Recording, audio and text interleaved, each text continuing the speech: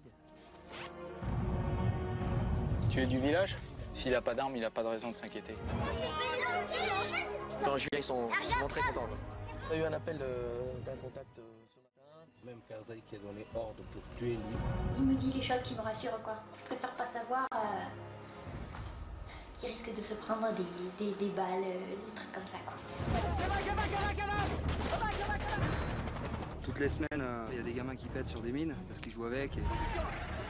Ils sont plus 12 jeunes. On ne peut pas savoir qui est leader. Nous, on sort là, d'accord? Ça marche. On est arrivé à table, là. Dorme les enfants? T'inquiète pas, il t'attend dans tous les cas. La vie, c'est pas toujours marrant. On perd un proche. Je l'ai pas vu revenir, quoi. Dans une boîte.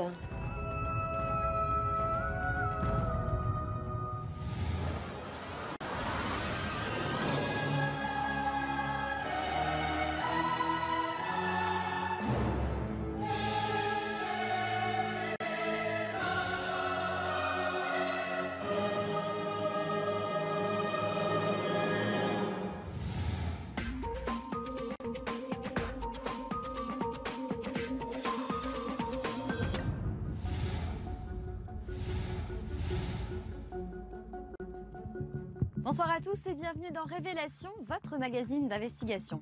Ce soir, nous partons à la découverte d'une unité d'élite de l'armée française, les GCP, le groupement des commandos parachutistes.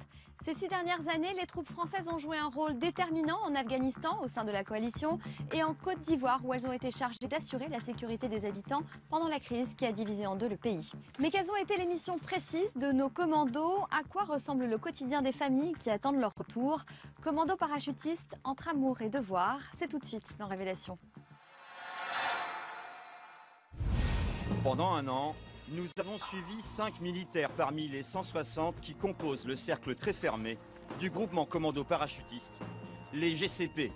De l'Afghanistan à la Côte d'Ivoire, ces commandos peuvent être appelés à tout moment pour intervenir partout où la paix est menacée.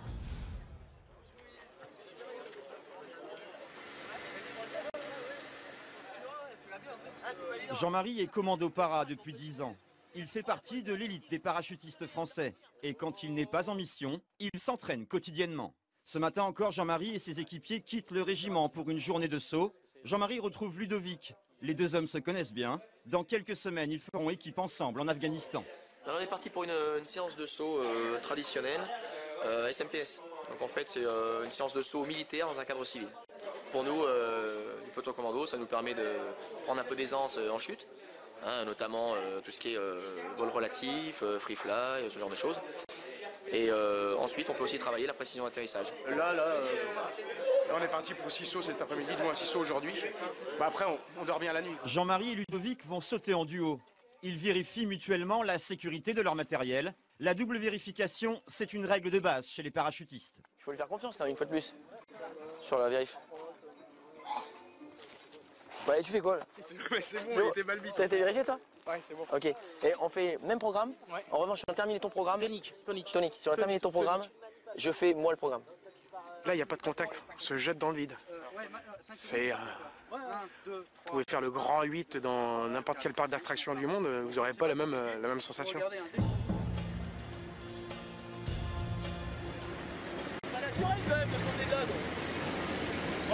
C'est en répétant des centaines de fois des sauts comme celui-ci que les commandos sont parfaitement à l'aise en mission. Un savoir-faire indispensable à leur sécurité. Ce matin, le saut et l'atterrissage de Jean-Marie sont parfaits.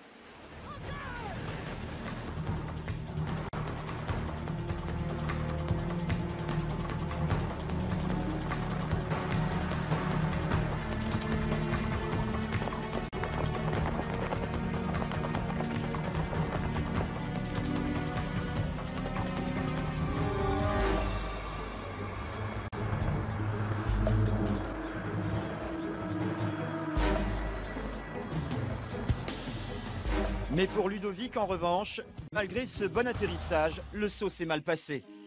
Son parachute ne s'est pas ouvert normalement. Il s'est mis, comme on dit, en vrac. Ludovic a eu très peur. J'ai vu le vrac et je me suis retourné. J'ai dit ok, c'est bon. Nickel. Et qu'est-ce qu'il y avait alors?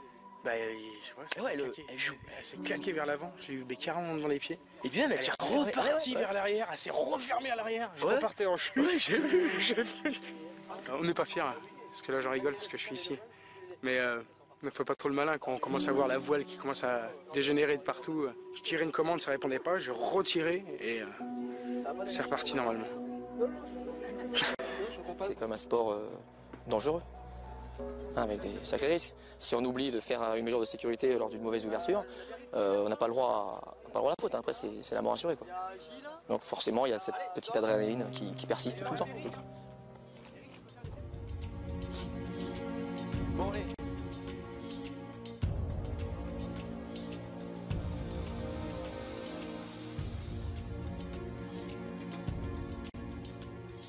Autre phase importante de l'entraînement du groupement commando parachutiste, les sauts opérationnels, des sauts en conditions réelles.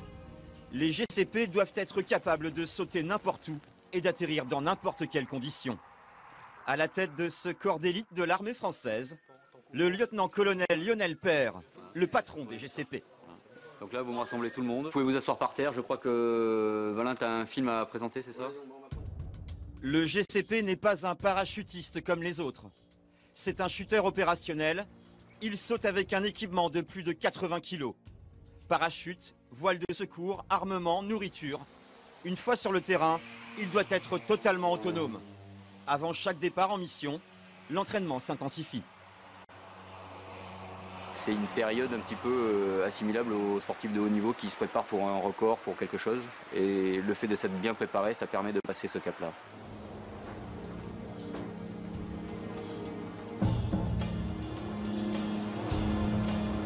On a besoin d'avoir confiance, de se connaître tous, de savoir qu'à tout moment on peut compter sur son camarade, qui que ce soit. Et c'est ça qui fait la force du groupement commando parachutiste.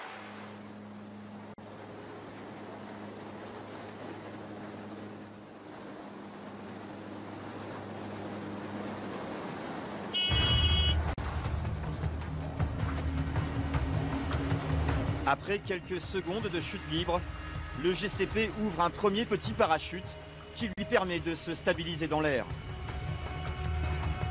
Un moment délicat, avec son matériel, il pèse en effet plus de 160 kg. Sans le stabilisateur, sa chute pourrait dépasser les 250 km/h.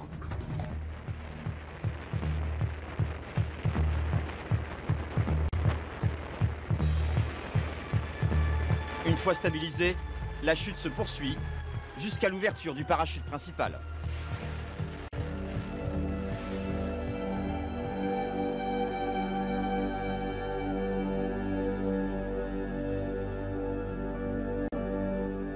Chaque saut est un saut difficile. On a eu l'occasion de le voir même ici cette semaine à l'entraînement où j'ai un de mes équipiers, mon leader, qui a eu le pied qui s'est pris dans son RSE. Et s'il n'avait pas eu la bonne réaction, je pense qu'on aurait perdu un équipier ce jour-là. L'équipier en question, c'est Frank Steyer, adjudant-chef, plus de 15 ans de carrière, une légende chez les GCP. Malgré son expérience, il vient de risquer sa vie. Pendant 1200 mètres en chute libre, il a dû batailler pour libérer son parachute. La sangle était coincée dans une boucle, 25 longues secondes de stress. L'accident de Frank hante tous les esprits des GCP, mais malgré le risque, dès le lendemain matin, tout le monde est à l'entraînement pour reprendre les sauts.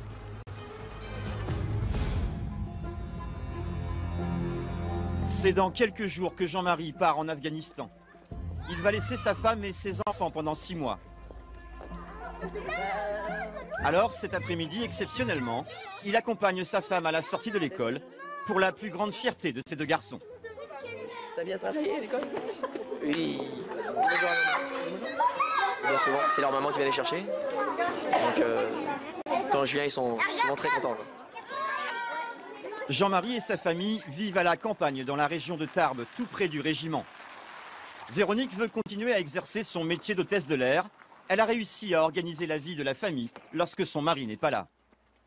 Pour que ses fils comprennent bien ses absences, Jean-Marie leur raconte son métier depuis qu'ils sont tout petits. Je sais plus si c'est à lui ou à Dylan que j'ai expliqué la dernière fois. J'ai dit que papa il défendait la France si jamais il y avait un problème. C'est pour ça qu'on avait des armes, qu'on combattait les méchants. Donc souvent c'est lui qui me le rappelle lorsqu'il voit des images à la télé. Il pose la question si eux c'est les méchants ou pas. Voilà, donc nous les gentils, eux c'est les méchants. La ville, on veut aller. Qu'est-ce que c'est cet avion, Yann? C'est un avion de parachutiste militaire. Le fait que le militaire soit le seul à travailler, c'est un peu égoïste, on va dire. Parce qu'il s'épanouit, il s'éclate, il fait sa petite mission, il rentre, il fait sa petite mission de 4 mois, il est content, il va faire ses 2 sauts de nuit et maman, elle trime à la maison. À partir du moment où elle a décidé de travailler, moi j'ai tout fait pour que ça puisse se faire dans les meilleures conditions possibles. Dans l'équipe, il y a aussi Hugues Boningue. Ce jeune lieutenant doit partir dans quelques semaines pour sa toute première mission. Il est au GCP depuis 2 ans seulement. Nous, c'est une semaine de saut intensif en vue de se préparer pour la Côte d'Ivoire. Et pendant cette semaine, Hugues va passer ses journées et ses nuits à sauter de cet avion un peu particulier, le Skyvan. Il a la forme en fait d'un bus, hein. Il porte bien son nom, un Skyvan.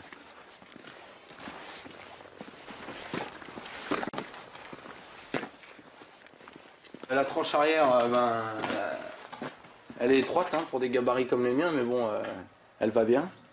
Et ensuite, vous voyez, il y a le strict nécessaire et pour pouvoir s'asseoir et ensuite quitter l'avion dans les meilleures conditions. Hein. De toute façon, nous, le but c'est de sortir de cet avion, c'est de pas d'y rester. Hein. Voilà. Dès que l'avion décolle, il n'y a plus de consignes. Chacun maintenant se concentre sur sa sortie. Une bonne sortie, c'est 50% du saut assuré. En opération, ces parachutistes d'élite comme Hugues sont largués au-dessus des territoires en guerre. Ils sautent à une altitude de 4000 à 8000 mètres, très haut pour que l'avion ne soit pas repérable au bruit.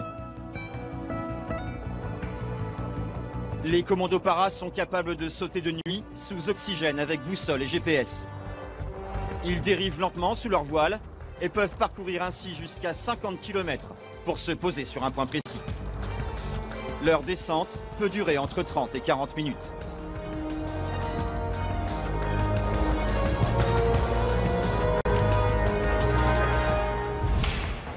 Bonjour, entrez. Hugues a une petite fille, Lise, 8 mois. Il est marié à Claire, jeune hollandaise. Le couple vit à Carcassonne, tout près du régiment. Dans 6 semaines, Hugues part pour la Côte d'Ivoire. Ce sera la première longue séparation dans la famille. Plus de 4 mois. Yaourt avec ou pas? On va voir si après elle a encore envie. On aime bien manger dans la famille. Donc elle en plus elle adore manger. Quand Hugues reviendra, sa petite fille aura plus d'1 an. Hugues, il a eu la chance que je suis tombée amoureuse de lui avant d'être militaire. Et j'étais bien engagée dans le sens où, voilà, maintenant il faisait partie de ma vie et il a choisi de s'engager. Il aime ce qu'il fait, donc à partir de ce moment-là, je fais avec. Et puis, de toute façon, je vais pas bloquer la porte pour qu'il ne peut pas partir. Il est clair, hein, j'ai hâte d'y être. J'ai hâte d'y être, mais je suis conscient que j'ai derrière moi une famille, une petite fille, une femme. Mais si je veux faire correctement mon boulot, il faut que le jour J, je fasse abstraction de ça. J'ai pas envie de faire durer le départ trop longtemps non plus. Je pense que je vais le déposer au régiment, qu'on va s'embrasser et puis que je vais repartir dans la foulée. C'est pas le lundi à 18 h qu'on va réellement se dire au revoir. On a déjà commencé. Est-ce qu'elles vont s'en sortir sans moi? Est-ce qu'elle va pouvoir gérer la vie en France sans moi? Claire ne travaille pas. Pour elle, cette séparation est une première qu'elle appréhende. C'est un peu angoissant à se dire, bon, on va être seul pendant 4 mois. Mais comme lui, il veut paraître rassurant d'être parti, moi aussi, je veux paraître zen à ce niveau-là aussi.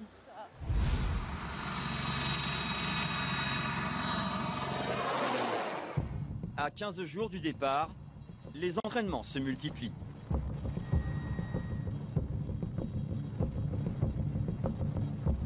Casqués, armés, Hugues, Jean-Marie, Ludovic et les autres commandos parachutistes se retrouvent pour une semaine d'entraînement au sol avec leurs armes. Objectif, libérer un otage détenu dans cette maison et l'évacuer. Parlez-moi fort, les gars. Décale-toi du mur, décale-toi du mur. Décale-toi du mur. Ok, go. Dans la maison, la première équipe conduite par Hugues s'équipe au paintball. Prado. Le 2 c'est Filou. Le 3 c'est Xav. 4 et 5, le 30 c'est le chef d'équipe. Filou. Les mecs vont progresser comme ça, donc pas d'image parasite par rapport au secteur où ils vont progresser. Jean-Marie, lui, va diriger la deuxième équipe chargée de sauver le prisonnier. Cet instructeur est l'initiateur de cette technique très spéciale de combat, le paintball, qui permet de se retrouver dans des conditions proches de la réalité. Le paintball, c'est ce que j'ai trouvé de mieux pour le moment, pour mettre les gens dans une position la plus stressante possible, c'est-à-dire la peur de prendre un coup. D'accord? Parce que je ne sais pas si vous avez déjà pris une bille. Je pense qu'un collègue à vous a pris une bille, donc il a senti. Ça vous fait des beaux hématomes. Donc il y a une peur, ce n'est pas une peur qui ressemble à celle de mourir ou de prendre une vraie balle. C'est déjà quelque chose qui se rapproche de prendre un coup qui fait mal. Tant que ça se passe bien, ça se passe bien. Quand ça se passe mal, il faut que ça aille très vite. D'accord? C'est vu? C'est parti! À l'extérieur, les hommes de Jean-Marie tentent d'entrer dans la maison. Ok, nous on avance jusqu'à la maison d'en face. Ok, jusqu'à la maison d'en face. Allez, ok, on vous a fait. C'est parti, merci. Dans le rôle de l'ennemi, à l'intérieur de la maison, les instructeurs défendent leur position.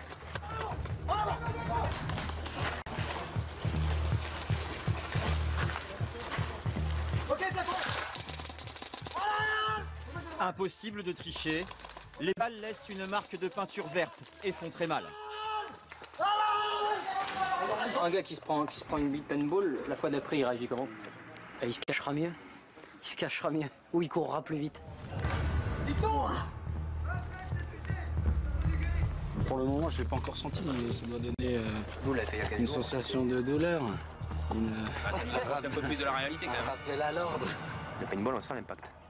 Donc on fait plus attention. Une balle blanc, le mec qui nous tire, bon, on fait comme s'il nous avait pas touché. Le paintball, ça rappelle à l'ordre rapidement, quoi. J'en ai pris une autre fois, ça fait mal. Ça fait mal. Ça fait des gros bleus, quoi. Le prisonnier reste sur place. Tapis, je vais remettre en place. Et ensuite, vous me rejoignez au point de récup. En avant. L'équipe de Jean-Marie a réussi. Elle tente de mettre l'otage à l'abri. La tortue, la tortue. La tortue consiste à protéger l'homme libéré en formant comme une carapace autour de lui.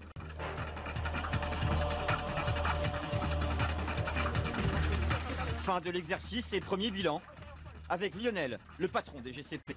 Alors vous avez tous vu, je pense, à quoi servait le paintball. C'est pas un jeu, c'est un outil de travail. Pourquoi? Parce que la sanction elle est immédiate. Dès que vous êtes touché, vous le sentez. Là c'est clair et net. Alors pensez bien au basique. On ne tire pas en bougeant, il faut être appuyé. Quelques heures plus tard, entraînement au tir de nuit avec camouflage et lunettes de vision nocturne. 95% des opérations dangereuses se font de nuit chez les GCP. Alors ils s'entraînent dans le noir à balles réelles, dans les conditions d'une vraie mission. Un exercice essentiel pour la maîtrise de soi et la confiance parfaite dans ses coéquipiers. Jean-Marc Tanguy est un expert des forces spéciales de l'armée française. Jean-Marc Tanguy, bonjour. Bonjour. Vous qui les connaissez bien, pouvez-vous nous dire qui sont ces hommes qu'on appelle les GCP? On ne devient pas GCP en arrivant directement à la société civile. Il faut d'abord avoir un minimum d'expérience dans l'armée tout court. Donc en général, on passe plusieurs années comme parachutiste, dans son régiment parachutiste, puis par des progressions, on se sent prêt à tenter les sélections. On les tente, on les a, et ensuite on a un stage de formation qui est allé sur 14 semaines, dans lequel à tout moment, potentiellement, on peut ne plus sentir la force d'aller plus loin. Vos instructeurs peuvent décider que vous n'avez pas le niveau pour poursuivre. Donc de ce fait-là, c'est une forme de remise en cause permanente. Et c'est vrai qu'il y a des gens à qui ça ne convient pas. Vous qui les avez côtoyés, est-ce que vous ressentez ce qui les anime? Je pense que comme beaucoup de militaires français, ils sont évidemment... Ils ressentent du patriotisme. C'est d'abord ce qui les a amenés à l'armée. Vous croyez que c'est ça qui les amène au départ à l'armée? C'est vrai que ça peut parfois sembler être des mots un peu abstraits, mais pour en parler régulièrement avec eux, c'est quelque chose d'important. Qui représente quelque chose Bien sûr, le drapeau, quand ils voient le drapeau français flotter dans la cour de leur quartier, ça représente quelque chose, c'est pas qu'un bout de tissu. Dès le lendemain, Jean-Marie reprend un autre entraînement, l'aérocordage. Le premier descend à gauche. Une spécialité des GCP, un moyen efficace et rapide de largage à terre. Avant leur départ, les commandos para vont en réaliser des centaines. On les travaille énormément ici, sans ennemi, de manière à ce que le jour où on soit en opération, ce soit quelque chose qui se passe naturellement. Et ce sera donc une pression psychologique en moins. T'aimes ça? J'adore. Ouais. Ça demande beaucoup d'être GCP? Ça demande beaucoup, énormément. Sur les 5 semaines qu'on vient de passer, on a dû avoir 3 ou 4 week-ends entamés et 2 week-ends passés sur le terrain. Donc ça demande énormément au niveau personnel, au niveau familial aussi. Là, il faut arrondir les angles quand on rentre. Et dès que les cordes sont lancées, que vous avez visualisé que la corde est délobée correctement, que le sac est à terre, n'attendez pas que le chef largueur dise que c'est bon, elles sont à terre, vous l'avez vu, commencez déjà à vous prééquiper. Ah ok, d'accord. Autre spécialité des GCP, la grappe. Cette manœuvre est destinée à évacuer un maximum d'hommes en un minimum de temps, sans poser l'hélicoptère. Un avant-goût de leur mission en Afghanistan et en Côte d'Ivoire.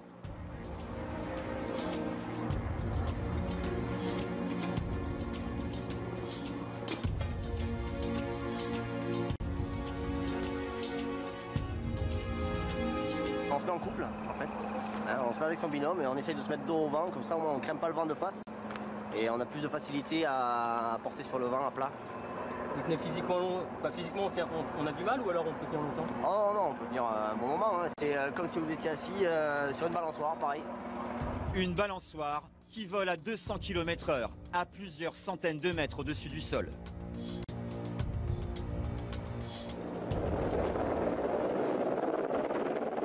Gérald aussi va partir en Afghanistan avec Jean-Marie et Ludovic. Ce sera la 5e mission de sa carrière. Gérald est GCP depuis 9 ans. Malgré l'expérience, son goût du risque reste intact. Notre vie, elle tient qu'à ça, en fait. Après, les sensations, c'est un moyen de transport relativement rapide. Et donc ça nous amène pas mal de vitesse quand on vole, quoi. Donc ça fait des sensations à proprement parler de vitesse. Après, c'est le pied.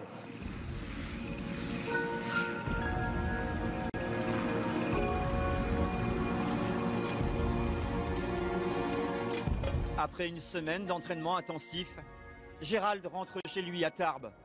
Pour un GCP, pas toujours facile de retrouver le quotidien. C'est relativement fatigant parce que même si on a confiance au matériel, si il y a quand même pas mal de doses d'adrénaline et ça nous... Quand elle redescend, il n'y a plus d'excitation et c'est le contre-coup et on est un peu vidé quand même.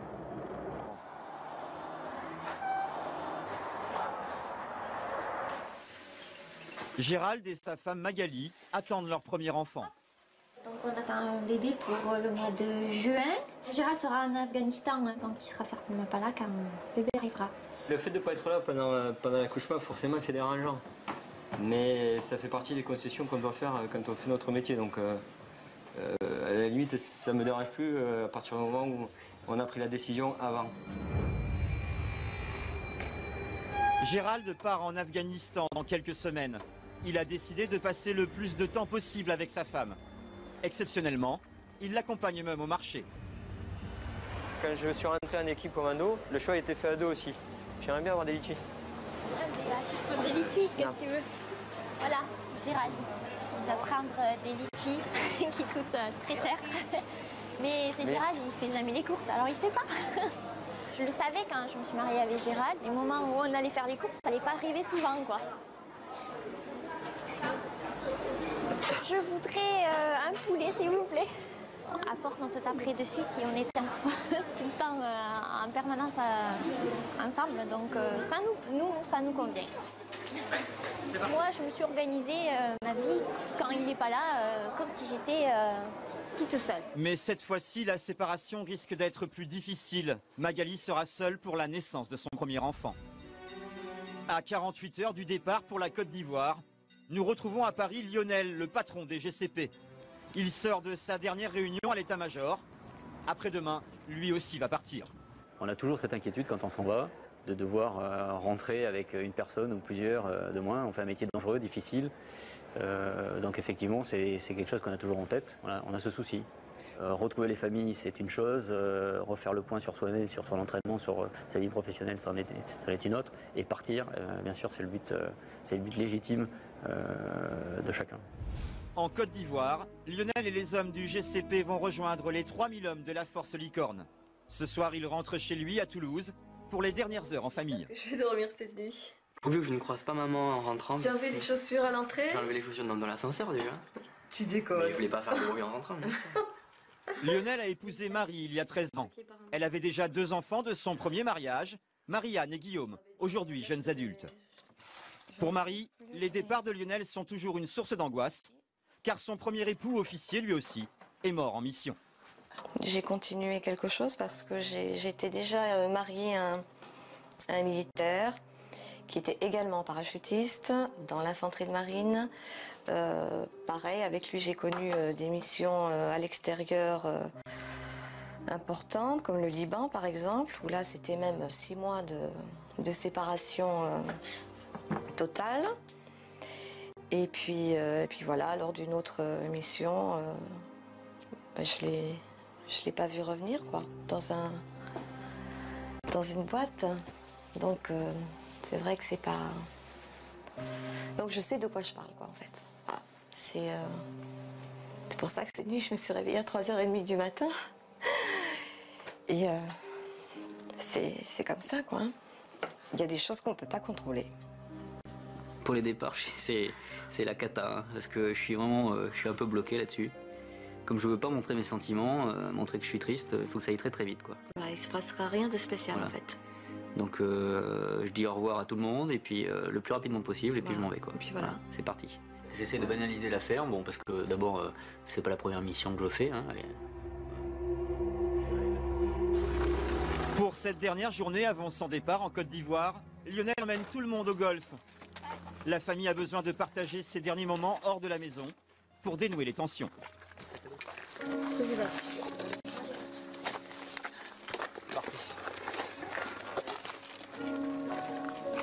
C'est important, je crois, pour la famille, parce que il faut que la famille soit très soudée, et puis il faut qu'elle puisse se reconstruire aussi, parce que chaque fois que je m'en vais, mon épouse vit toute seule avec les enfants et elle vit notre vie. Donc quand je reviens, je suis un peu la pièce rapportée. Et il faut que je retrouve ma place. Dans la famille, c'est Guillaume qui exprime le plus d'inquiétude liée à la mort de son père. J'ai déjà bien sûr envisagé le pire, et je vais vous dire la vérité, c'est pas la première fois. C'est pas seulement pour ce départ-ci, mais pourquoi? Parce que j'ai mon père qui a eu un accident en mission quand j'étais jeune, et depuis ça m'obsède, et je sais que le fait que ma mère soit remariée avec un militaire, en fait, c'est synonyme d'un peu ce qui s'est passé il y a maintenant 14 ans, quoi. Et moi je sais que... T'as peur que ça se reproduise? Très peur. Je ne m'en remettrai pas. On sait qu'il y a toujours une part de risque dans ce que fait Lionel. C'est comme ça, je veux dire, on vit avec. On essaye de prendre sur nous, de pas en parler, parce qu'il faut que tout le monde se serre les coudes, et que dans la vie c'est ça, la vie c'est pas toujours marrant. On perd un proche et puis on sait que le prochain pourrait lui arriver la même chose.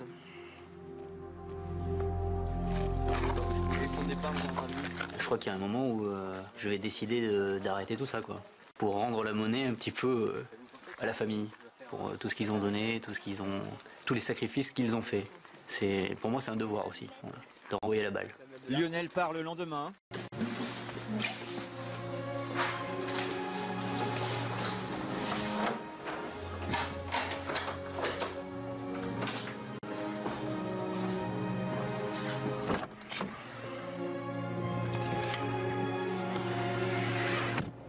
C'est difficile, hein. C'est difficile pour elle, pour moi. Bon, la petite, elle était couchée déjà depuis 1 heure, donc... Et puis bon, elle saisit pas encore tout, donc c'est pas plus mal. Et je pense que le plus difficile, c'est ça. C'est jusqu'à l'heure du départ, avant l'heure du départ, et puis ensuite, une fois qu'on est parti, on est parti. Bon, là, elle est malade, sinon elle m'aurait accompagné au régiment. Donc, je pense quelque part, c'est mieux. Au régiment à Carcassonne. Avant le départ, le chef de corps salue ses hommes. Détachement Licorne, UCL, SRR, 30 compagnie, effectif 130 personnels sur les rangs, en faisant O'Connell. Merci.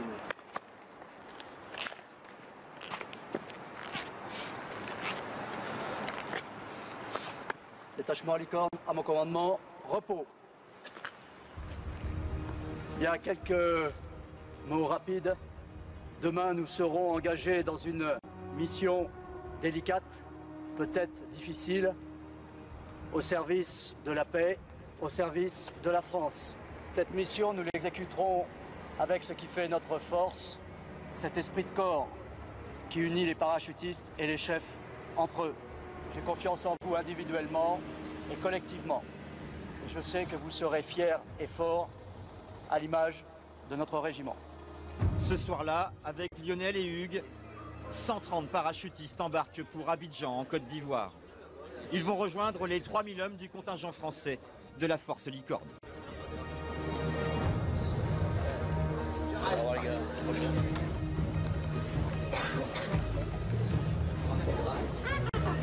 Ciao, à bientôt. Tarbes, 4 h du matin. Jean-Marie lui aussi s'apprête à partir pour l'Afghanistan. Toute sa famille est endormie. Ils se sont déjà dit au revoir dans la soirée.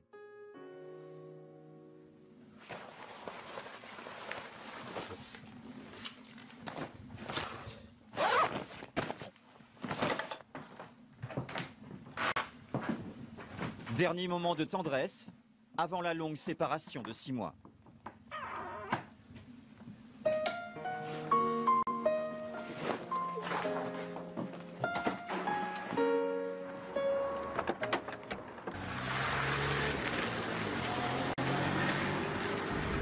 C'est cette importance de la famille, l'importance de l'épouse qui est là pour gérer le foyer quand le mari est absent, pendant parfois des mois. Vous qui avez été à leur côté, comment ils vivent ce manque pendant ces longs mois d'absence? Je pense que c'est quand même des militaires qui, comme la plupart des militaires, s'investissent dans leur mission. Donc il est évident que quand on est en Afghanistan, qu'on prend des risques, la première préoccupation, elle est d'abord sur l'accomplissement de la mission et d'en revenir. Parce qu'évidemment, vous causerez une peine évidemment à votre famille si malheureusement vous ne reveniez pas. Donc ils sont d'abord concentrés avant tout sur ça, revenir et accomplir cette mission. On a l'impression, encore une fois quand on voit dans le reportage, que la séparation, elle est beaucoup moins difficile à accepter et à supporter pour eux que pour leur famille. Ce qu'ils disent souvent, c'est que la force qu'ils ont en opération, ils la doivent avant tout à leurs épouses qui tiennent les familles, quelquefois dans des conditions parfois difficiles, puisqu'on sait que la vie aujourd'hui est difficile dans nos sociétés, mais que justement le mérite en revient à ses épouses. Moi je ne connais pas d'épouses particulièrement de GCP, mais je connais des maris qui m'ont parlé de leurs épouses. Je crois qu'on peut parler également de femmes d'élite, même si le terme peut un peu faire sourire. Néanmoins ça correspond, je pense, à une vraie réalité de ces familles et de ces situations. Afghanistan. Depuis les attaques terroristes du 11 septembre 2001, la force internationale a déployé plus de 30 000 hommes de 30 pays membres pour sécuriser et reconstruire le pays.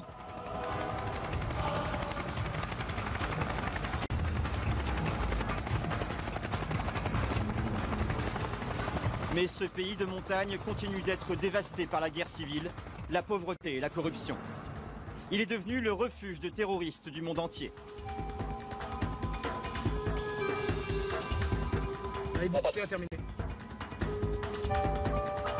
Ludovic et Jean-Marie sont chargés de faire du renseignement dans la lutte antiterroriste. Ici, le danger est partout. Le risque d'attentat est maximum. L'Afghanistan est devenu l'un des pays les plus dangereux du monde. Maintenant, c'est bon pour vous? Donc on embarque Ludo en tête. On rentrerait comme d'hab. Après 30 ans de guerre, il y a des armes partout. Devant les menaces, Jean-Marie et ses hommes doivent multiplier les précautions. Dès qu'ils sortent du camp militaire, ils signalent leur parcours. Avant chaque départ, le message départ à remplir auprès du centre opération. C'est simplement pour préciser qui on est, combien on est, avec quoi on est et où on va. Hein, de manière à ce que le centre des opérations sache exactement où sont tous ces billets. Go. Pareil, vous montez à gauche. Pour tout ce qui est déplacement, on garde l'arme de poing entre les cuisses. Ça permet en fait de... S'il y a un risque d'attentat ou quelqu'un qui arrive armé sur le véhicule, eh ben ça nous laisse au moins un minimum de chance pour intervenir. Ça me permet d'intervenir à partir du 4x4 au plus rapidement. Et puis Dan, lui, ça lui permet de dégager la zone. Là, il y a une balle en chambre, ici. Vous la voyez? Il y a une balle en chambre. et j'ai juste appuyé sur la détente et le coup il part. Ça me permet en un minimum de secondes de riposter. Dans quelques instants, dans Révélation, vous découvrirez comment les hommes du GCP vont tenter de piéger un terroriste. Il y a a priori une menace contre la force sur un des districts de notre zone. Client assez délicat là. Peut-être infiltré dans un réseau terroriste et qui revendrait des informations aux plus offrants.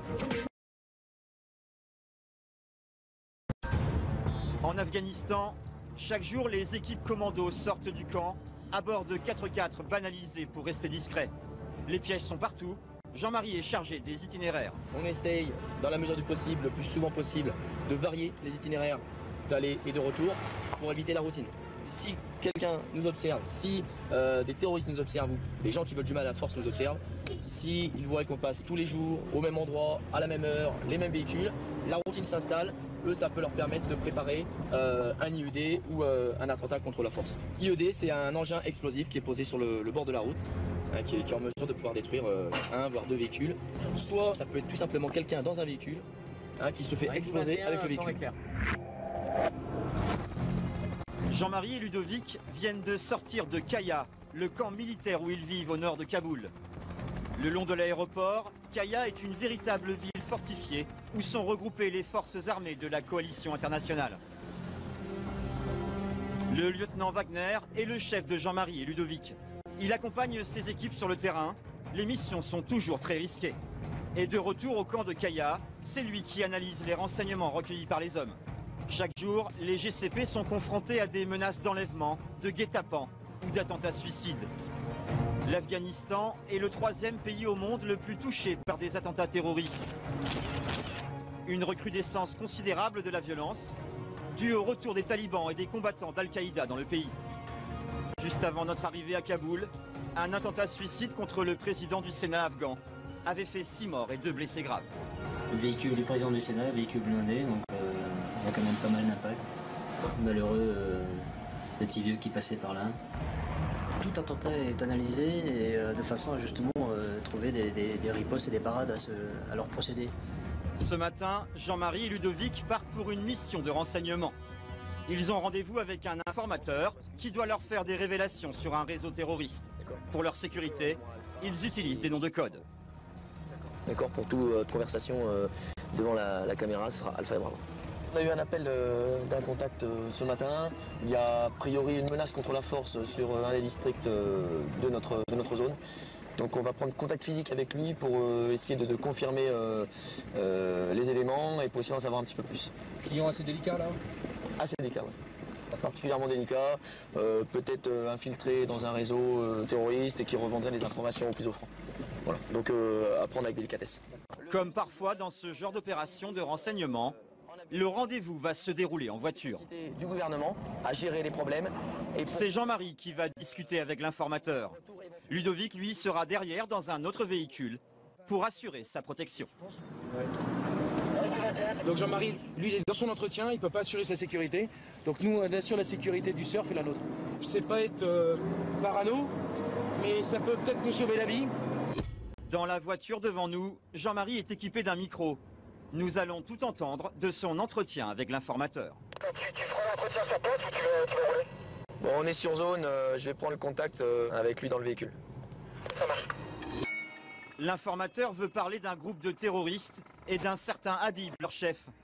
Jean-Marie mène l'entretien avec son traducteur. Ils sont arrivés hier soir dans le Valais. Hier soir? Des mines, des EOD, d'autres types de munitions comme roquettes. Ils ont beaucoup de moyens. Le plus important, c'est d'arrêter la tête du réseau. Donc, même Karzai qui a donné ordre pour tuer lui, parce qu'il est très dangereux. Il y a un prix pour Habib chez le gouvernement, c'est 20 000 $. Dès qu'on tue, on arrête lui, on appelle pour le gouvernement, voilà, moi j'ai arrêté lui ou moi j'ai tué lui. Sur place, j'attends, il nous donne 20 000 $.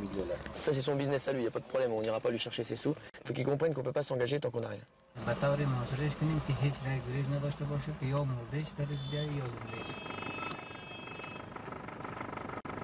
Brusquement, Ludovic a l'impression que Jean-Marie est observé. Ils ne veulent prendre aucun risque. Ils décident alors de déplacer leur voiture. Toujours en protection, Ludovic suit Jean-Marie. En route, l'entretien continue. J'ai pas de confiance sur les autorités aussi. Peut-être qu'il fait une opération, il arrête ce type de gens, et demain ou après-demain il relâche. Ouais. Et ça c'est un grand risque pour nous. Même ce qu'il promet, il ne donne rien.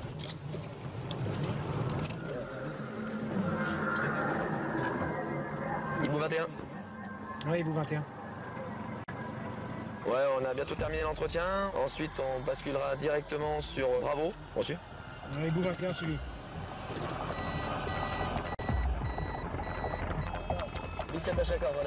Fin de l'entretien. L'informateur quitte la voiture de Jean-Marie.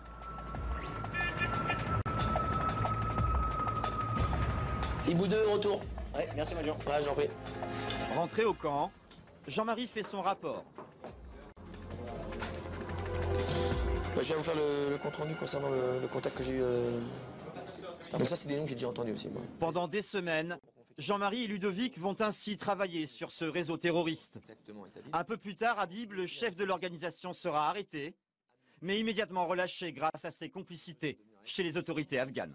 La maison, où est le mec et tout. La Côte d'Ivoire, un pays divisé par plusieurs années de guerre fratricide. Au moment de notre tournage, un soulèvement armé divise le pays. Le nord et l'ouest tombent aux mains des rebelles. Le sud reste sous le contrôle des forces loyalistes du président Gbagbo. Entre ces régions ennemies, une zone tampon, la zone de confiance, interdite aux rebelles et aux forces loyalistes, un endroit très sensible qui peut basculer à tout moment dans la guerre. C'est ici que l'ONU est chargée de faire respecter la paix. Et c'est dans cette poudrière que Hugues et ses hommes sont en mission depuis quelques semaines. Ce matin, Hugues est dans un village. Il cherche des volontaires pour le guider jusqu'à la frontière du Libéria. Il doit identifier les passages clandestins entre le Libéria et la Côte d'Ivoire. Il faut dire au chef de village, il ne faut pas qu'il s'inquiète. Il n'y a pas d'inquiétude à avoir. Nous, on va juste voir où les gens peuvent passer, d'accord, pour arriver ici. C'est tout ce qu'on veut. Ce contrôle est important, car c'est par ces points de passage que les trafiquants d'armes, de drogue et les bandes armées entrent en Côte d'Ivoire et terrorisent la population.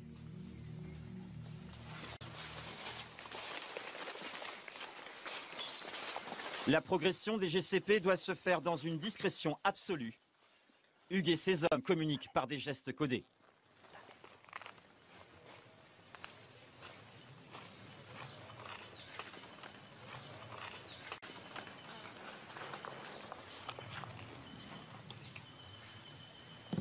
Pas un mot pour se parler, car la zone est très sensible et dangereuse. À tout moment, les commandos para peuvent tomber dans un piège face à des hommes armés. Apparemment, ce village est vide, mais les commandos para vérifient chaque case pour en être sûrs. Jusqu'au bout de leur route, les soldats vont rester très prudents, vigilants, silencieux.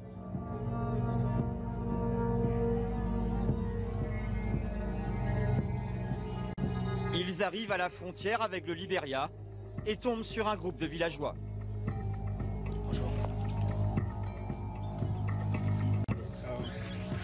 Et toi, le chef? Ici? Le chef d'ici, là? Tu es du village? Oui. Visiblement, cet homme en jaune a peur. Il lâche ses coupes-coupes. Tu peux garder le coupe-coupe, hein? Tu peux le garder.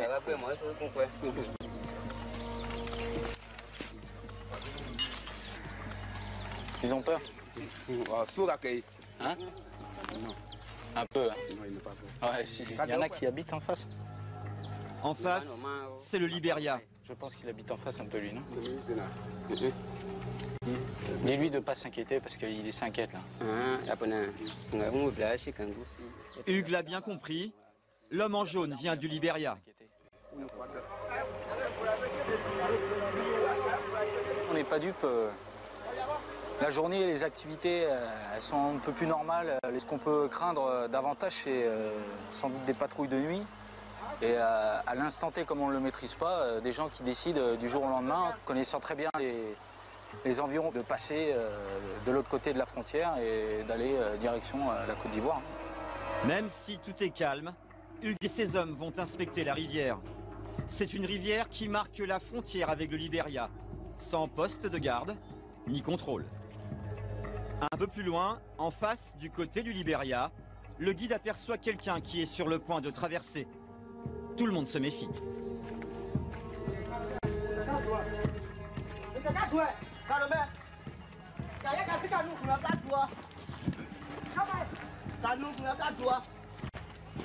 Le guide intervient.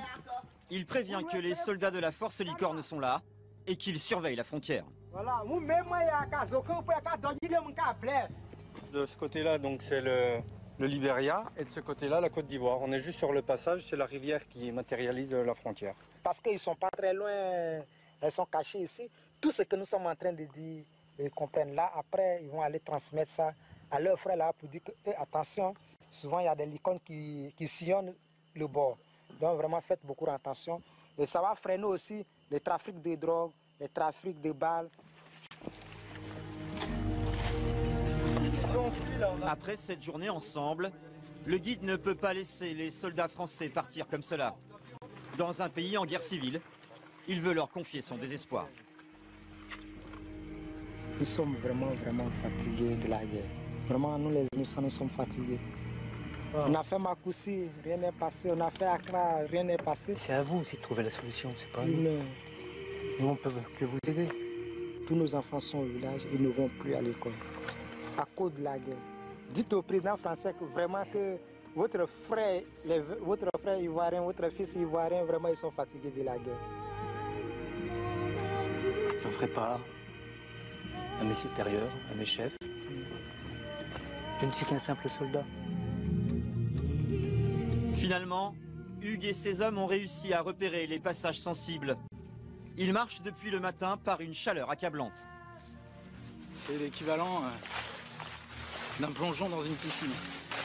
Voilà, quand on va se déséquiper tout à l'heure, je pense qu'on va pas être triste. Ah, il faut y aller. On ne peut plus. On va craputer comme des dingues. Mais là, ça va. On va être récupéré en véhicule. Ça va changer un peu.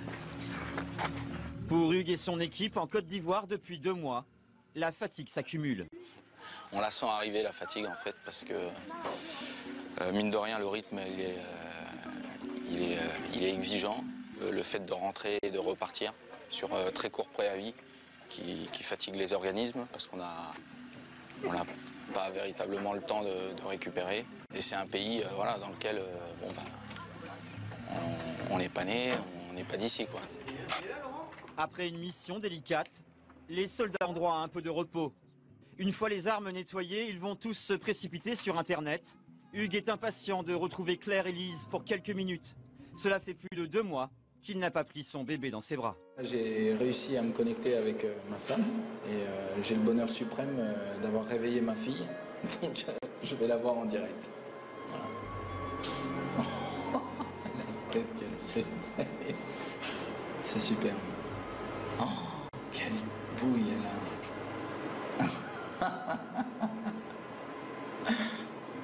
Ses dents sont énormes. Oh la puce. Elle est trop belle. Coucou ma fille.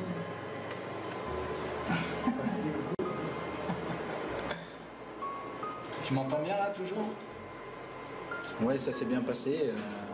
Bon, on va repartir hein. Dès vendredi là. Au même moment, en Afghanistan, nous retrouvons l'autre groupe du GCP en mission. Ludovic et Jean-Marie se rendent dans le nord du pays. Ils ont rendez-vous avec les services secrets afghans, car les attentats se multiplient. Le travail des Français est intensif. Bonjour. Salam alaikum. Ouais, c'est par là, ouais, c'est par là. Ouais. La piste la plus merdique, normalement, c'est celle qu'on doit prendre. Pour Ludovic, ce rythme soutenu est un moyen de mieux supporter l'éloignement avec sa famille. La mission passe vite, elle nous prend du temps, ça nous laisse pas le temps de réfléchir. Bah, réfléchir à la vie que mène notre famille en France. On est ici à 4000 km de nos proches. Bah, c'est normal qu'on a une petite pensée pour eux, quoi. Je veux dire, il faut pas rester là-dedans, faut pas s'enfermer là-dedans parce que sinon on vit plus, quoi. Et cette mission nous permet de ne pas y réfléchir. On est parti au Qatar, on est parti en Côte d'Ivoire, en Afrique, Tchad, Centrafrique. Bosnie, Kosovo. Ça fait partie du quotidien du GCP. Mortier! Brusquement, Ludovic arrête sa voiture. Les hommes ont repéré des munitions explosives au milieu de la route. On va aller voir ce que c'est, il y a un mortier sur la piste. Un mortier qui peut exploser au moindre contact.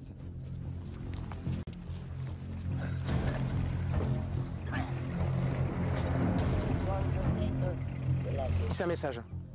C'est un message. C'est-à-dire que je suis passé hier sur la piste, il n'y avait rien.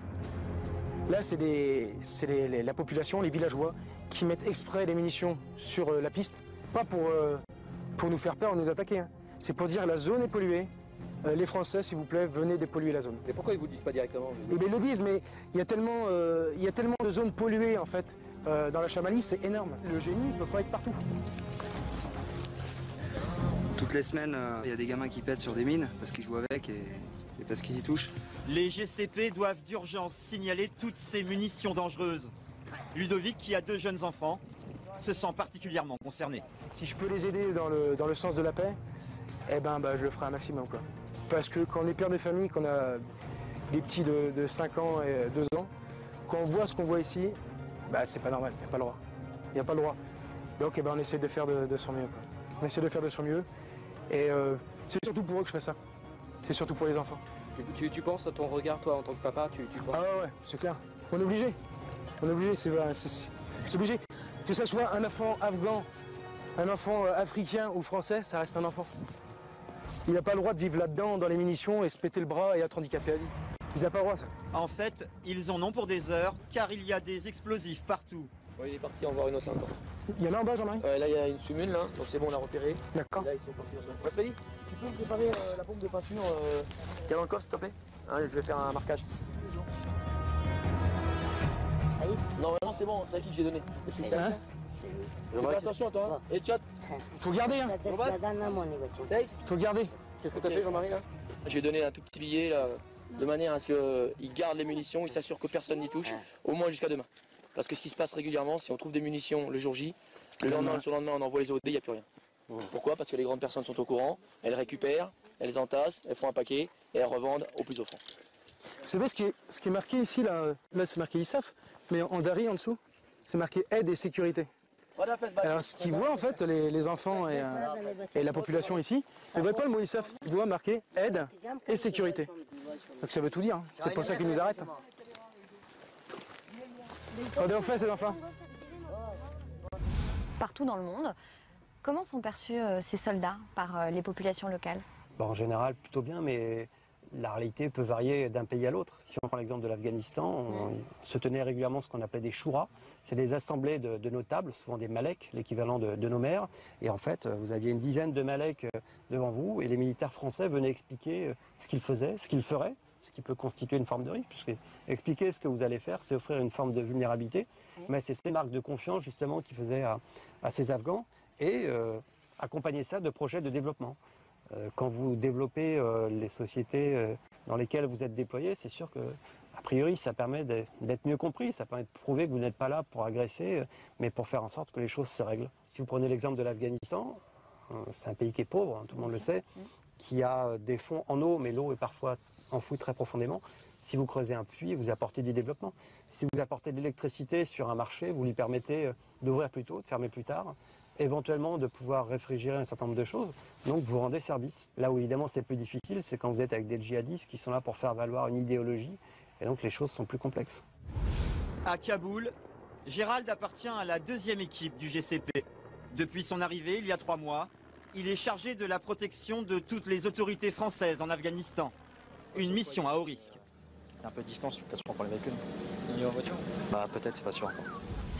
Pendant ce temps, en France, sa femme Magali en est au 8e mois de grossesse. Elle téléphone régulièrement à Gérald, mais pour elle, le temps commence à être long.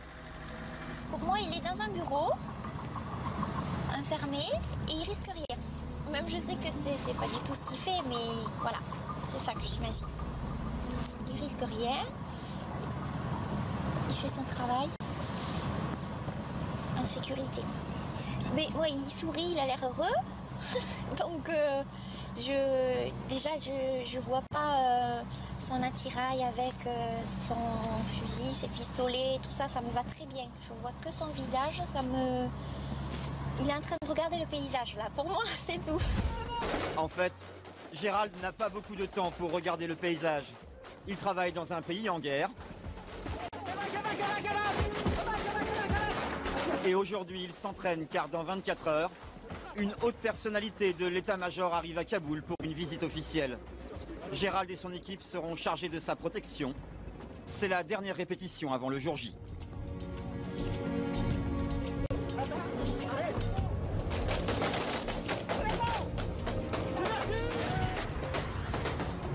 La chose qui prime pour nous le plus, c'est la sécurité du chef. L'équipe, après, il faut qu'elle se débrouille toute seule. Le but, c'est rouler, jusqu'à ce qu'on soit en zone sécurisée.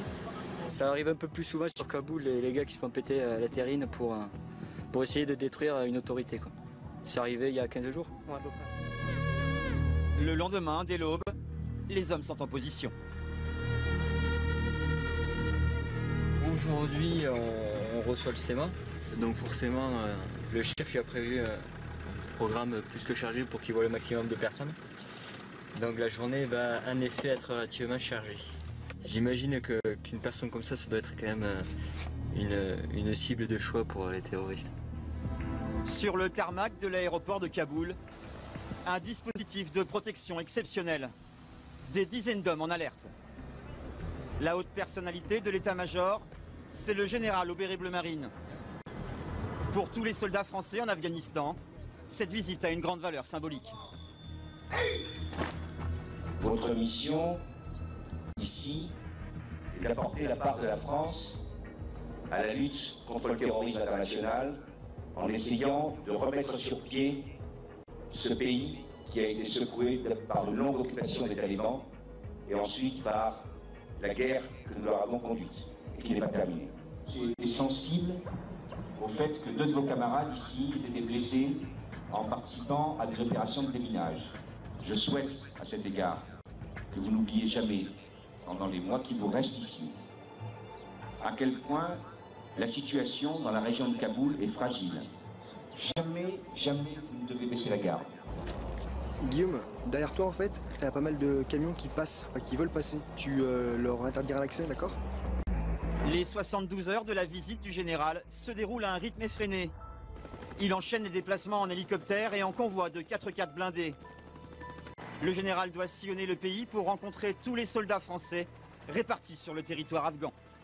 Il doit aussi s'entretenir avec les autorités afghanes et avec ses homologues étrangers. Gérald conduit la voiture tampon qui suit celle du général. Pour l'instant, tout va bien, Gérald? Pour l'instant, ça va plutôt bien. De jour comme de nuit, l'équipe de protection ne relâche jamais sa vigilance. Il y a plusieurs raisons au fait qu'on soit obligé de se rapprocher aussi près du véhicule du VIP. La première, c'est et la plus importante, je pense, c'est si un véhicule s'approche de trop près, il faut qu'on puisse le taper et c'est pour ça qu'on est relativement près. Le taper, cela signifie que Gérald n'hésiterait pas à rentrer en collision avec un véhicule qui s'approcherait de manière suspecte de la voiture du général.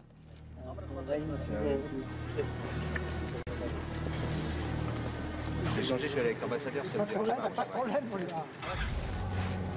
Le dernier matin avant le départ, le général veut se déplacer à pied avec toute son équipe dans Kaboul. Dernière épreuve, et non des moindres, pour les hommes chargés de le protéger. Et c'est le général lui-même qui fait le bilan. Est-ce que ça a été une bonne sécurité pour vous? Ça a été une excellente sécurité et la meilleure preuve, si vous voulez, c'est que je suis complètement entier devant vous. Le rôle de ces commandos parachutistes, c'est important dans l'institution? Oui, le rôle, bien sûr qu'il est important. Vous savez, pour nous, pour moi, c'est ce que je considère comme étant le deuxième cercle des forces spéciales. C'est-à-dire qu'ils sont à la fois un appoint direct pour des missions particulières pour les unités auxquelles ils appartiennent. Et puis ils sont à chaque moment la possibilité pour moi d'une relève, d'un renfort pour nos forces spéciales plus spécifiques.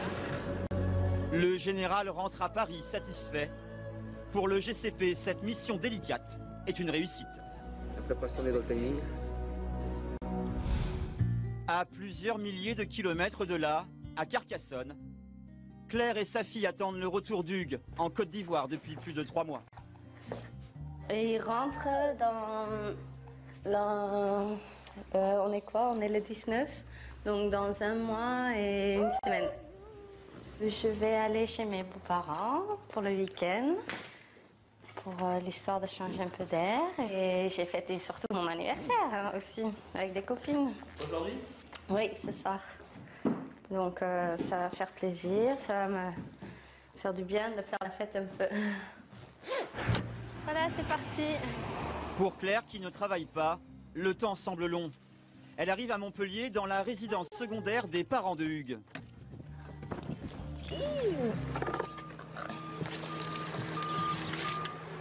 C'est bon. Tu vas bien?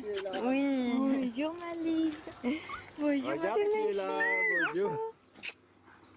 Bonjour. Bonjour les cousines. Ça Bonjour va? mon amour. C'est les petites cousines. Tu fais le bisou à ma Mélie. Mon petit chaton. Tu vas bien? Tu vas bien? Alors? Non, je pense que c'est important d'essayer de continuer la vie le plus normale possible aussi, et, pour que le temps soit moins long. Parce que j'ai pas envie que Hugues, parce qu'il doit le ressentir ça aussi, si je suis pas bien, lui forcément il sera pas bien là-bas non plus. Au même moment, en Côte d'Ivoire. Hugues et son équipe sont appelés dans le village de Goonzagna. Des émeutes ont éclaté ce matin entre 2 groupes ethniques, des Ivoiriens d'un côté et des immigrés du Burkina Faso de l'autre. Une mission difficile pour les commandos parachutistes. Il faut contenir la foule et empêcher la reprise des violences. C'est la police de l'ONU qui est chargée de l'enquête.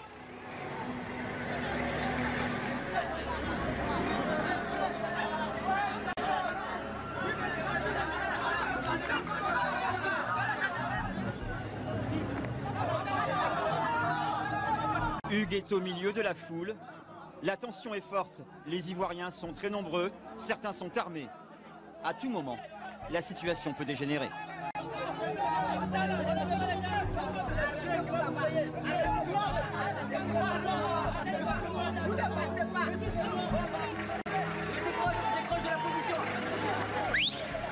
n'y a plus personne là-bas. Une deuxième équipe de soldats doit fouiller les maisons pour s'assurer qu'il n'y a pas d'armes cachées dans le village. C'est par leur extrême sang-froid et leur armement impressionnant que les commandos paras vont réussir à contenir les manifestants. Au bout de 3 heures, la situation s'est calmée. Les GCP peuvent partir. La police de l'ONU prendra le relais. Le même soir, à Montpellier, Claire fête ses 30 ans. Son mari Hugues est loin, mais toute la soirée, Claire ne va parler que de lui. Cette première longue séparation a renforcé leur lien. On est quand même pendant 4 mois séparés, alors c'est difficile des fois aussi, mais je pense qu'on a 100% confiance l'un à l'autre. Il le faut, parce que sinon ça ne marchera pas. Raconte-nous la vérité. Il n'est pas là. Tu me fais chier à fond. Qu'est-ce que tu fais de tes journées? J'ai fait le coffret de Lost, j'ai fait le coffret de Desperate Housewives. C'est bien. Je vais faire le coffret de Sex and the City. Maintenant, je commence à compter les jours pour qu'ils rentrent. Et puis, on va partir en vacances. Je pense plus qu'à ça, à cette semaine de vacances qu'on va passer au bord de la plage tous les 3.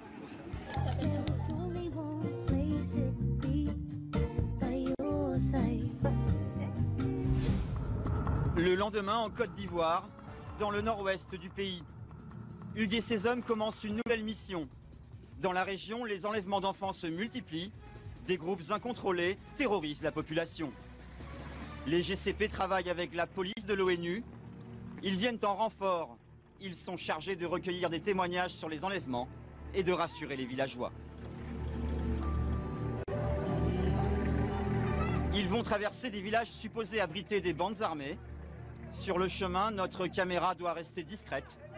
Hugues est très prudent. On soupçonne des jeunes appartenant à des milices, plus ou moins organisées, et qui soit auraient des activités de coupeurs de route, soit de trafic d'armes, soit de vol, de kidnapping ou d'enlèvement.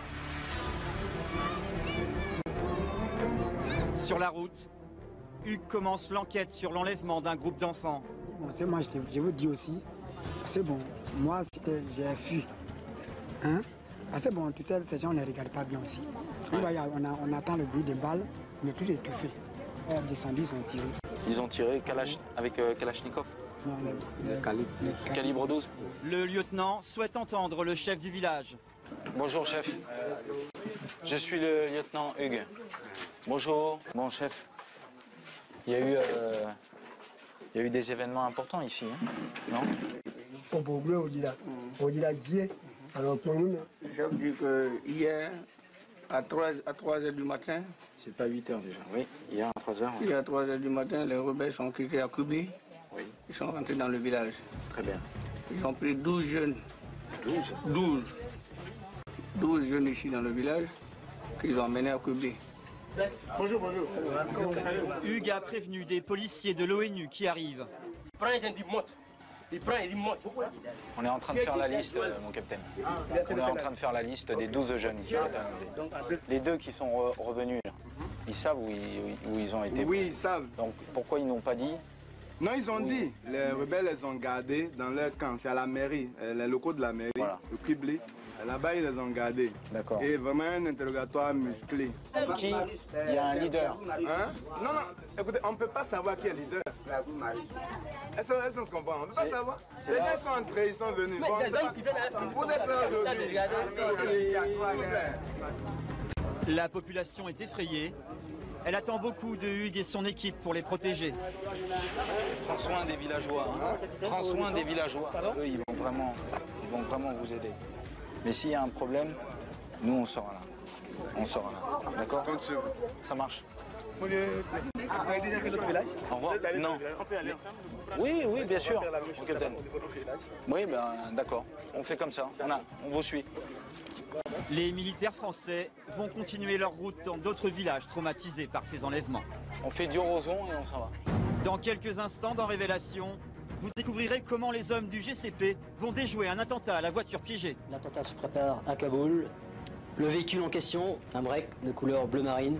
Vous verrez également comment vont se dérouler les retrouvailles des commandos parachutistes avec leurs familles. C'est le grand moment attendu, 5 mois et demi de mission. Et puis là, c'est la récompense, quoi. Ma fille, j'ai peur qu'elle ne me reconnaisse pas.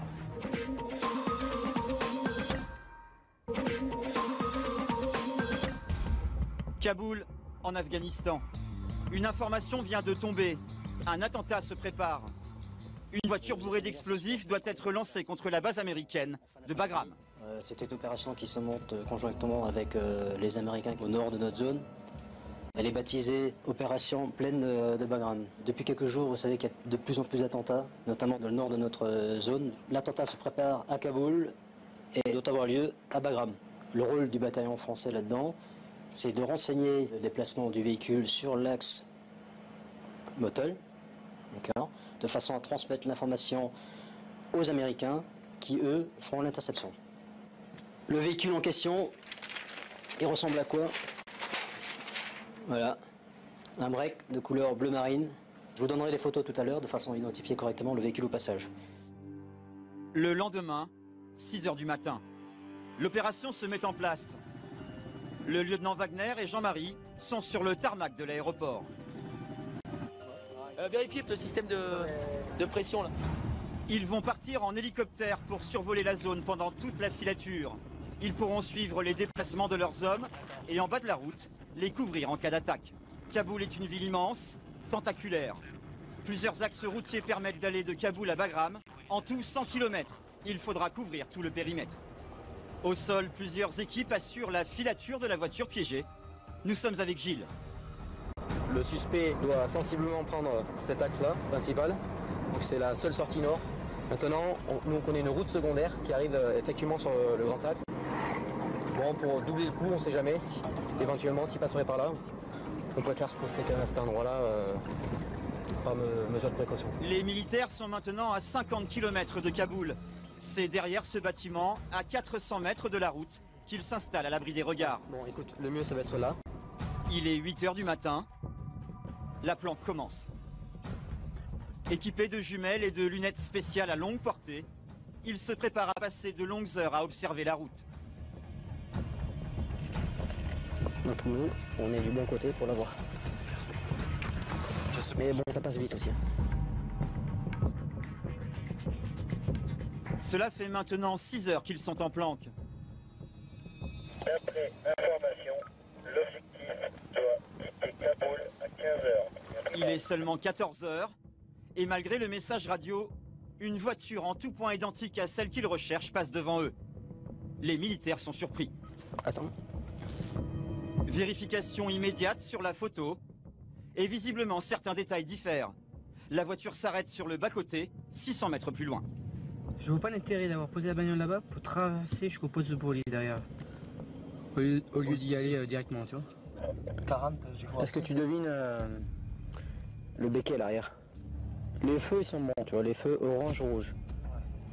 La plaque, ça correspond plus ou moins. Les militaires ont des doutes car ils sont trop loin pour lire la plaque distinctement. Je vous appelle pour ça parce que le véhicule, au lieu de rentrer directement dans le parking en face, ils ont laissé la bagnole au bord de la route comme ça. Au passage d'un convoi américain, le véhicule fait demi-tour. À ce moment-là, un appel de la base confirme que la voiture suspecte vient de quitter Kaboul. Le véhicule qu'ils viennent de voir était donc une fausse piste. Le véhicule suspect vient de passer à ma hauteur.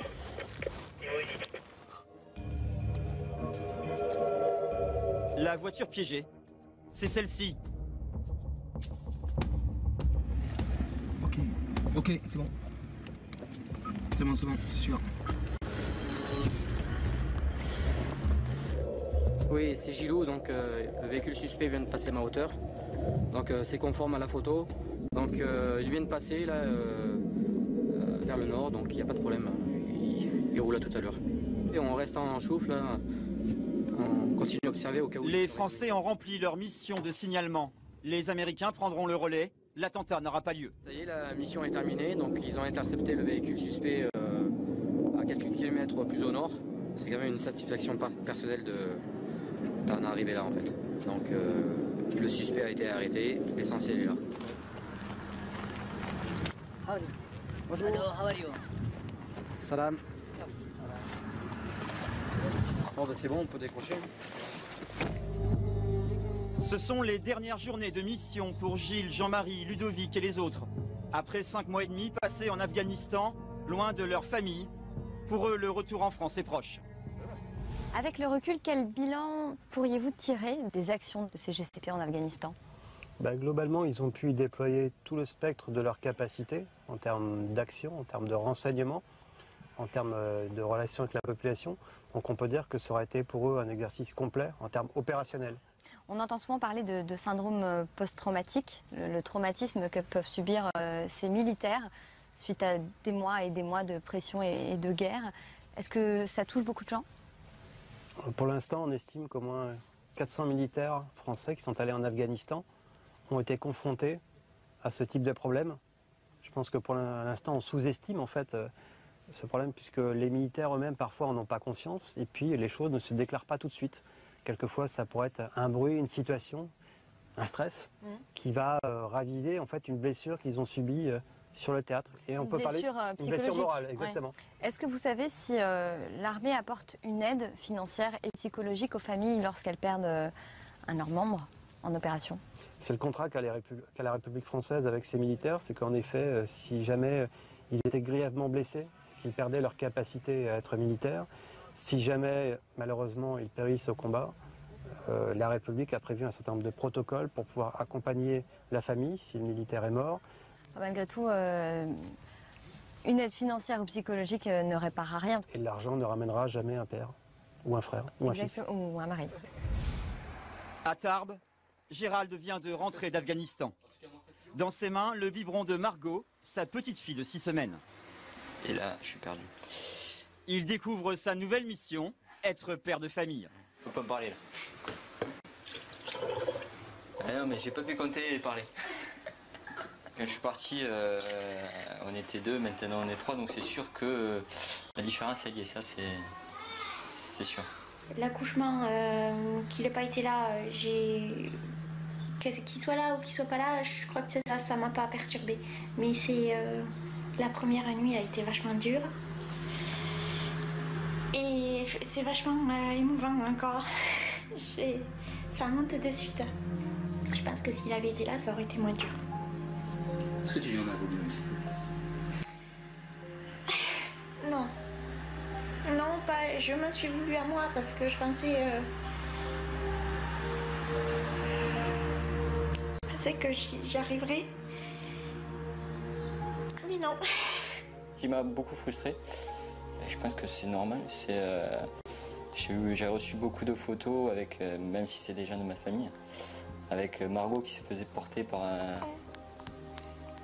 mes parents, par sa sœur.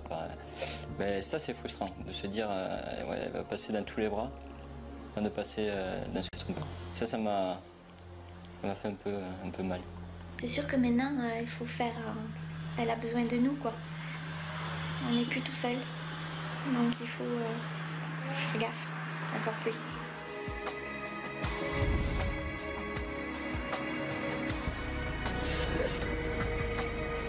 De son côté, Hugues est sur la route de Carcassonne. Il rentre de la Côte d'Ivoire. Après 4 mois et demi d'absence, on a envie de revoir les siens. Dans quelques heures, il va retrouver sa femme Claire et leur petite fille Lise, qui n'en peuvent plus d'impatience. Là, dans quelques heures, il arrive. Je crois qu'elle est très énervée. Elle doit sentir que je suis énervée. Elle a rien mangé.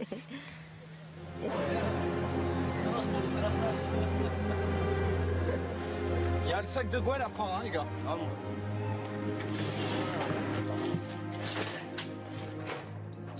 Non, je redoute moins avec ma femme. Je pense plus avec ma fille. T'as peur qu'elle te reconnaisse pas? Ouais. Ça fait à peu près 8 heures d'avion et 8 heures de bus. C'est long, on a d'arriver. Bah ouais, parce qu'en fait, on attend, la mission est terminée, et on pense à la famille. Ça fait 16 heures de voyage pour... donc on se remémore la mission, mais la priorité après, c'est la famille. Donc on a 16 heures d'attente, et on pense à ce moment-là, quoi. Pourquoi est arrivé? Ouais. Ah ouais. Allô, Mag? Oui, c'est moi. Donc pour Manon et Gabin, leurs 2 enfants, ces dernières minutes sont interminables. Non, il dort pas. T'inquiète pas, ils t'attendent dans tous les cas, vivement que tu rentres parce qu'ils sont excités comme des puces là. Il est temps que t'arrives. Chut, chut, papa il arrive. Mais non, mais t'inquiète pas. Je suis là dans une demi-heure, je suis à la maison.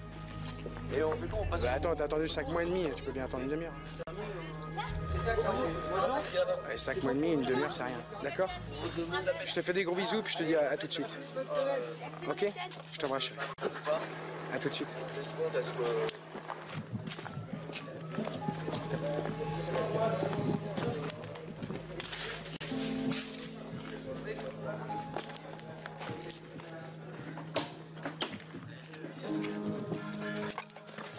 Tu parfumes un peu. Ouais, ça fait 24 heures que je suis en voyage. Ça fait... Oh là là, une boîte de vitesse. Je vais couper la lumière. Ça fait 24 heures que je suis en voyage, donc bah, si je veux que mes enfants m'embrassent un minimum.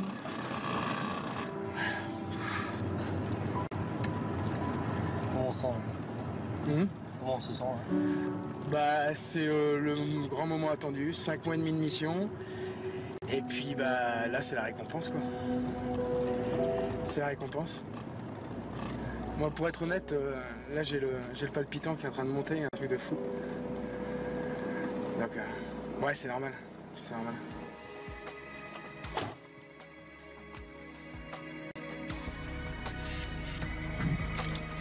Voilà, part par la façade.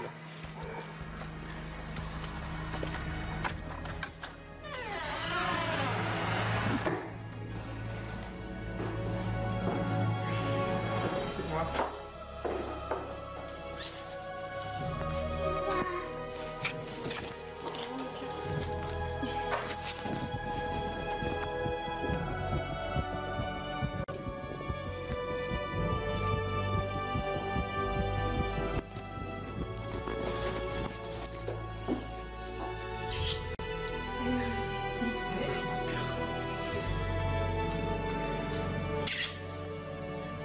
Ça va, Mani?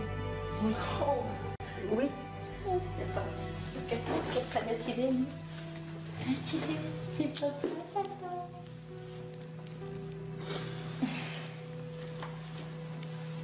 Ça y est, t'es rentrée. Ça y est, maintenant on regarde papa. Merci. Est-ce que tu me trouves changé, Ludo? Oh, elle a grandi, hein. Ah ouais? Oh, ouais. Elle a grandi, elle a grossi. Elle mange bien, mais c'est Pareil, lui, c'est pareil. C'est vachement affiné. Ouais. Bah, 5 mois et demi, je veux dire, c'est pratiquement la moitié d'une année, quoi. C'est le cadeau, quoi. Il n'y a pas de mots, je veux dire, c'est... Maintenant, ça y est, papa est revenu. T'es contente? Ouais, elle espérait. C'est le cadeau, quoi. C'est pour eux que je fais ça aussi. Ludovic est enfin de retour chez lui. Comme lui, Hugues, Gérald et les autres sont rentrés sains et saufs. Pendant toute la durée du conflit en Afghanistan, 88 militaires français ont perdu la vie au cours de leur mission.